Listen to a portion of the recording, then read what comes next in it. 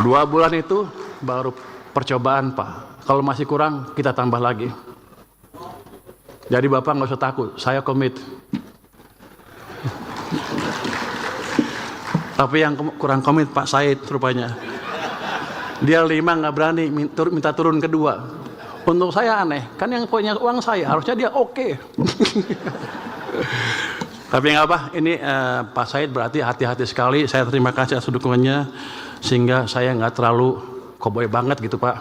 Jadi kita jaga kesinambungan fiskal dengan baik. Ini masukan yang baik dari DPR Pak, dari Banggar, sehingga ada kontrol dari Banggar juga ke kami, sehingga kami tidak semenang-menang menggunakan anggaran kami.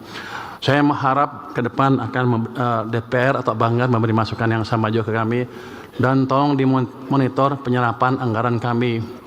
Kalau kebanyakan nganggur, tolong dikasih tahu lagi Pak. Jangan kayak kemarin-kemarin, udah mau runtuh ekonominya baru kita tahu. Ya Pak ya. Jadi Banggar juga ini Banggar ya, tolong kasih masukan ke kami. Kami akan jalankan atau terima masukan dari DPR dengan terbuka.